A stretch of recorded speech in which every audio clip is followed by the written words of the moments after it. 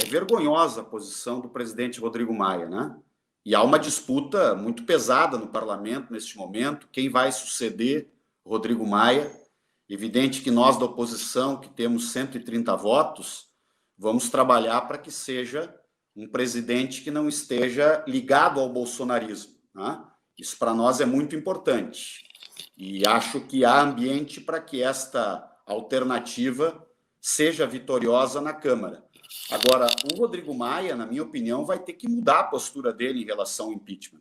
Porque eu, para efeito didático aqui, com os nossos internautas, eu quero recapitular algumas coisas.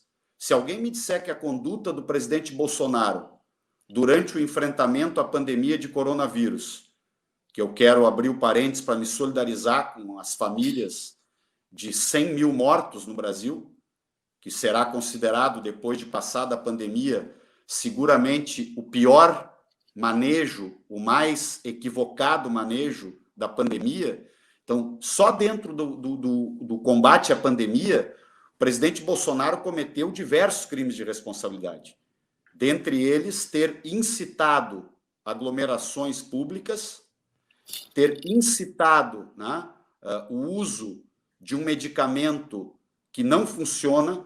Isso, inclusive, para qualquer cidadão comum, é o crime de charlatanismo, né, quando alguém prescreve um medicamento, primeiro, sem ser médico ou sem ser enfermeiro, e segundo, né, prescreve um medicamento que não funciona. Mas vamos adiante. Será que os ataques todos, os atos que o presidente Bolsonaro participou, incitou e incentivou contra o Supremo Tribunal Federal, contra o parlamento, contra as instituições que representam pedaços da democracia brasileira, isto não é crime de responsabilidade? Na minha opinião, é crime de responsabilidade.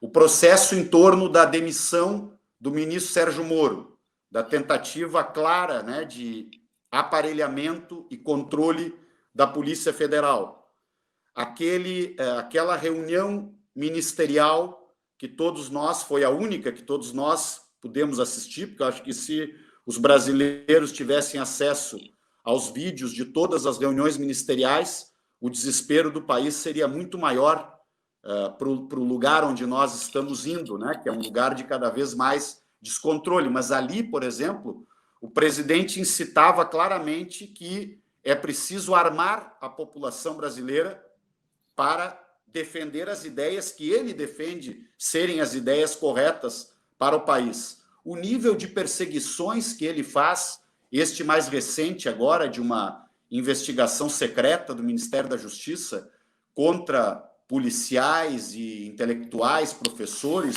o nível que pensam diferente dele.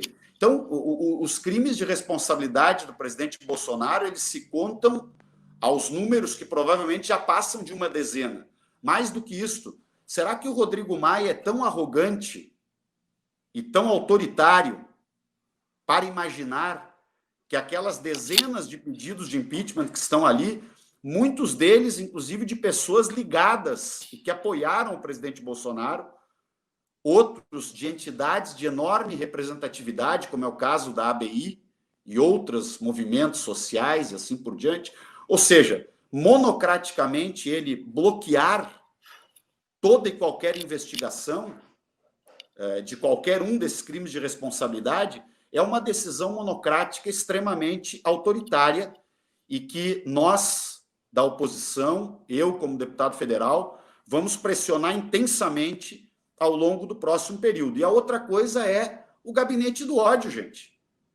O volume, né, de fake news planejadas dentro do gabinete do ódio, seja para desestabilizar a democracia, seja para destruir a reputação, que isso é um ato fascista antidemocrático.